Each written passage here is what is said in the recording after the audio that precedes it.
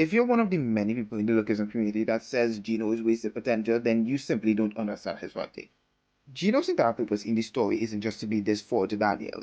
If you even read the story, you'll see that he was a momentary foil until Daniel remembered that Duke exists. Gino's entire purpose in the story is to actually be one of the contributing factors to Daniel's downfall. A downfall that eventually led him to throw away his morals and go ask God for help.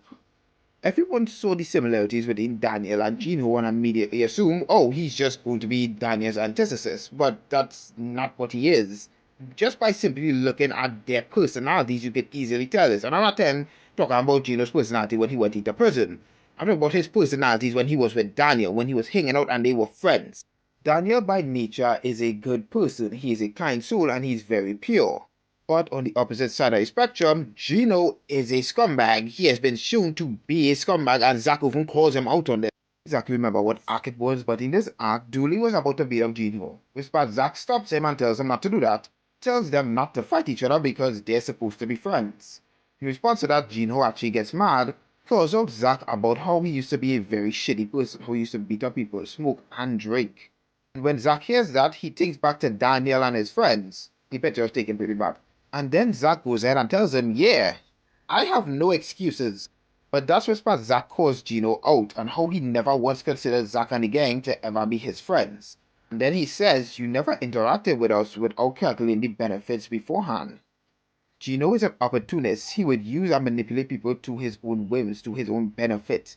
He's completely different from Daniel, where Daniel is pure and would never do stuff like that. Gino would, and this was before Gino went to prison. All prison really did to Gino was just magnify his negative traits. Sit down for 1 second and think for yourself. Do you think Gino would have done the same things that Daniel did if he woke up in his second body? Replace Daniel with Gino. Do you think he would have done the same things? Do you think he would have helped out? Well, in this case, it would have been Daniel when he was getting bullied. Do you think he would have helped out Duke? No, he wouldn't. He would have just satisfied his own desires. He would have went for revenge. He would have done whatever he wanted to. Gino is not meant to be this perfect foil to Daniel because if he was meant to be a foil, he would have lived a lot more of a similar life to Daniel.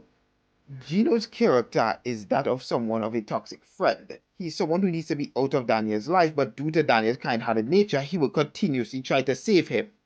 But Gino cannot be saved because he's not a good person. Even if Gino didn't go to prison, he still would have had his negative personality traits. He still would have been using people. He still would have been a scumbag. He still would have been a toxic friend to Daniel, and Daniel will eventually have to cut him off. And when Jiho died, he contributed to Daniel's downfall as a character. A downfall that was so bad that he went to Gunn for help. Someone who Daniel views as just a detestable and horrible person. But of course, Gino wasn't the only character that contributed to Daniel's downfall. Daniel's continuous losing streak in his second body, Samuel, his second body getting kidnapped and then him being tortured by Jin Young Park. All of these things contributed to Daniel's downfall. But Gino particularly hit close to home because Gino is a friend that Daniel couldn't save and Daniel has a savior complex. So in conclusion, Gino is not meant to be Daniel's foil, he's simply just meant to drive Daniel's character. That's the only purpose he had. And because of that, he was written and developed the way that he was. So when he eventually died, he would hit close to home, not only for Daniel, but also for the viewer.